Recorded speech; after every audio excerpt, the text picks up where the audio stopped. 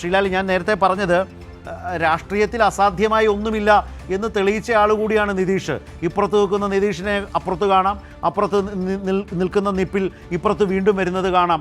ഇതും തെളിയിച്ചയാളാണ് നിതീഷ്.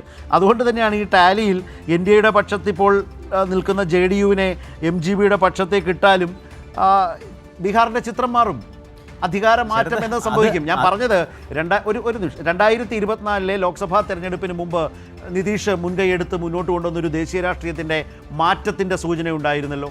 അവിടെ നിന്നൊരു പ്രതിപക്ഷ മുന്നണി തന്നെ രൂപപ്പെട്ടു.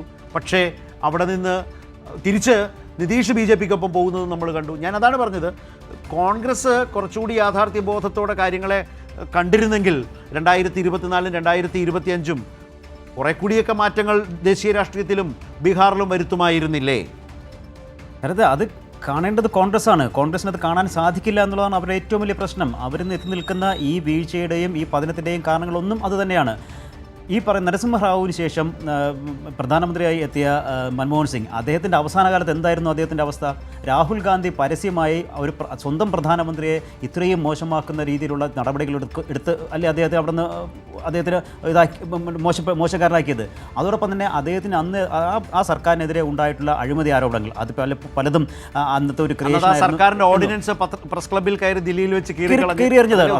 അതുപോലെ ആ സർക്കാരിനെതിരെ ഉണ്ടായ പല ആരോപണങ്ങളും അതിനെല്ലാം പാർട്ടി എന്ന നിലയ്ക്ക് അന്ന് ഡിഫെൻഡ് ചെയ്യാൻ ആരും ഉണ്ടായിരുന്നില്ല.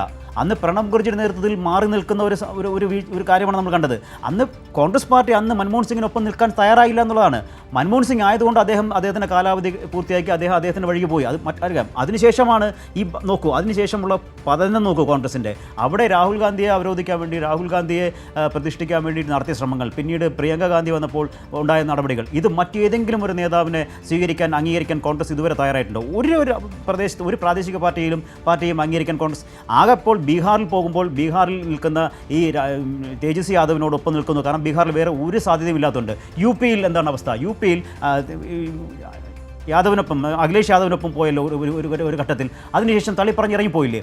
ഇത്തരത്തിൽ കോൺഗ്രസ്സിന് അവരുടെ റിയാലിറ്റി തിരിച്ചറിഞ്ഞ് അവർക്ക് ചെയ്യാൻ പറ്റുന്ന സാധ്യതയുള്ള കാര്യങ്ങൾ ചെയ്യാനുള്ള തരത്തിലേക്ക് അവർ ഇനിയും വന്നിട്ടില്ല എന്നുള്ളത് വലിയ പ്രശ്നമാണ്. ഈ പറയുന്ന നേരത്തെ ഷാജി ജോസഫ് ചൂണ്ടിക്കാണിച്ച വോട്ട് ചോരി വിഷയം തന്നെ എടുക്കാം. ഇപ്പോൾ തേജസ്വി യാദവ് കഴിഞ്ഞ തെരഞ്ഞെടുപ്പിൽ 2020 തേജസ്വി യാദവിൻ്റെ ഏറ്റവും പ്രധാനപ്പെട്ട മുദ്രാവാക്യം എന്ന് പറയുന്നത് 10 ലക്ഷം തൊഴിൽ എന്നുള്ളതായിരുന്നു.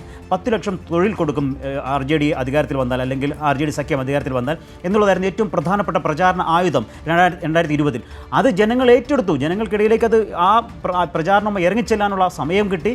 അത് ജനങ്ങൾ ഏറ്റെടുക്കുകയും ചെയ്തു. അങ്ങനെയാണ് 75 സീറ്റിലേക്ക് ഏറ്റവും വലിയ ഒറ്റകക്ഷിയായി RJD വരുന്ന കാരണങ്ങൾ ഒന്നും അതുകൂടിയാണ്. പക്ഷേ ഇത്തവണ അങ്ങനെ ഒരു മുദ്രാവാക്യം മുന്നോട്ട് വയ്ക്കാനോ അല്ലെങ്കിൽ അങ്ങനെ ഒരു പ്രചാരണത്തിനിറങ്ങാനുള്ള സമയമുണ്ടായില്ല എന്നുള്ളതാണ്. തെരഞ്ഞെടുപ്പ് പ്രഖ്യാപിക്കുമ്പോഴും തെരഞ്ഞെടുപ്പ് തൊട്ട് മുമ്പും പ്രഖ്യാപനത്തിന് ശേഷവും ഏതാണ്ട് 10 ദിവസം വോട്ട് ചോരി യാത്രയുമായി നടക്കുകയായിരുന്നു ഈ മഹാഗഠബന്ധൻ നേതാക്കൾ. രാഹുൽ ഗാന്ധി മുന്നിൽ, അദ്ദേഹത്തിനൊപ്പം തന്നെ തേജസ്വി യാദവിനെ കൊണ്ടു നടന്നു.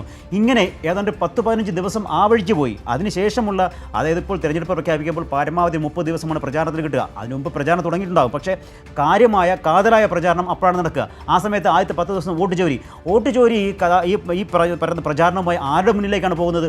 വോട്ടുള്ള ആളുകളുടെ മുന്നിലേക്കാണ് പോകുന്നത്. അവിടെയാണ് പ്രശ്നം. എനിക്ക് എൻ്റെ വോട്ട് നഷ്ടപ്പെട്ടില്ല എങ്കിൽ അത് എൻ്റെ വിഷയമല്ല എന്ന് കാണുന്ന സ്ഥലത്താണ് നിങ്ങൾ അതല്ല, ഇവിടെ വലിയ കൊള്ള നടക്കുന്നു എന്നുള്ള പ്രചാരണവുമായി ചെല്ലുന്നത്. അതേസമയം BJP അപ്പുറത്ത്, അല്ലെങ്കിൽ NDA അപ്പുറത്ത്, നിതീഷ് കുമാർ അപ്പുറത്ത് 10,000 രൂപ നിങ്ങൾക്കതാ ഞങ്ങൾ തരുന്നു, നിങ്ങൾക്കൊരു സംരംഭം തുടങ്ങാനുള്ള കൂടിയാലോചനയ്ക്ക് ആദ്യ ഗഡുവായി 10,000 രൂപ വരുന്നു, അടുത്ത് നിങ്ങൾക്ക് 3 ലക്ഷം രൂപ ഇതിൻ്റെ പിന്നാലെ വരും, നിങ്ങൾ ഒരു പദ്ധതി സമർപ്പിച്ചാൽ മാത്രം മതി, അത് കഴിഞ്ഞാൽ അതിൻ്റെ ബാക്കി ഘട്ടം നിങ്ങൾക്ക് കിട്ടും, അങ്ങനെ 3 ഘട്ടമായി നിങ്ങൾക്ക് ഈ പണം കിട്ടും എന്നുള്ള ഒരു പ്രചാരണവും ആ 10,000 രൂപ കയ്യിൽ വെച്ചു കൊടുക്കുകയാണ്. ഈ 10,000 രൂപ കയ്യിൽ വെച്ചു കൊടുക്കുക, 1,40,00,000 സ്ത്രീകൾക്ക് കയ്യിൽ വെച്ചു കൊടുക്കുമ്പോഴാണ് ഇവിടെ വോട്ട് ചോരി, നിങ്ങളുടെ വോട്ട് ഇതാ മോഷണം പോയി എന്ന് പറഞ്ഞ് വോട്ടുള്ള ആളത്തേക്ക് പോകുന്നത്. വോട്ടില്ലാത്ത ഒരാളെ പോലും ചേർക്കാൻ കഴിഞ്ഞിട്ടുമില്ല. ഇതെല്ലാം കഴിയുമ്പോഴാണ് തേജസ്വി യാദവ് പറയുന്നത് ഒരു വീട്ടിൽ ഒരാൾക്ക് സർക്കാർ ജോലി ഈ മഹാഗഠബന്ധൻ സർക്കാർ അധികാരത്തിൽ വന്നാൽ ഉറപ്പാക്കുമെന്ന്. ആ പറഞ്ഞ വാക്ക് അത് ജനങ്ങളിൽ എത്തുന്നതിന് മുമ്പ് തെരഞ്ഞെടുപ്പ് വന്നു, 2 ഘട്ടമായി തെരഞ്ഞെടുപ്പ് നടന്നു. ഇതാണ് ബീഹാറിലുണ്ടായ ഒരു അവസ്ഥ. അതായത് ഒരു വിഷയമെടുത്ത് അത് ജനങ്ങളിലെത്തിക്കാൻ, തെരഞ്ഞെടുപ്പിൽ പ്രത്യേകിച്ചും എത്തിക്കാനുള്ള ഒരു സൗകര്യമോ ഒരു സാവകാശമോ അല്ലെങ്കിൽ അതിനൊരു ബുദ്ധിയോ ഈ തെരഞ്ഞെടുപ്പിൽ മഹാഗഠബന്ധൻ കാണിച്ചില്ല എന്നുള്ളത് തന്നെയാണ് ഈ തെരഞ്ഞെടുപ്പ് ഫലം സൂചിപ്പിക്കുന്നത്.